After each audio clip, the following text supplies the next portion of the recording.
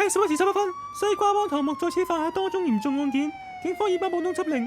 以下係犯人特徵：藍色頭髮、貓耳仔，掛住鈴鐺，身穿白色西裝外套。電台 PTU 電影1092個，開源道77號疑犯，請留意。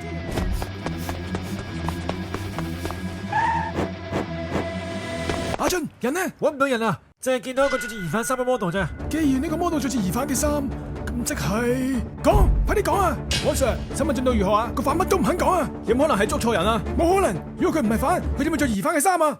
你肯定呢個唔係普通嘅 model？Boss 冇嘢嘛？如果唔係班差佬阻住晒，我一早拎到個批金西瓜啦。Boss，街坊話取消交易啊！咩話？即刻同我話佢哋出嚟！唔係叫你從地底入面話啊！想死呢，嘅呢？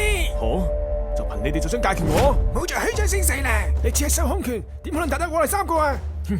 我只要一隻手就可以將你哋全部解決。冇聽佢亂講，我哋信。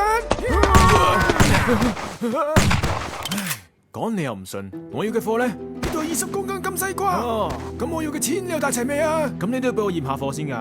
嗱，係咪冇問題啊？我點會俾假西瓜你啊？做呢行呢，最講嘅就係信譽。貨你拎到手啦，咁我嘅錢呢？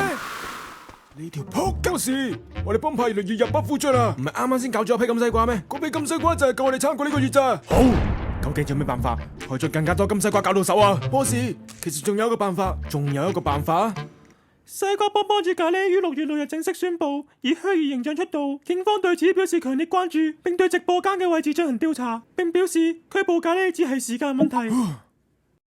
係時候準備直播啦！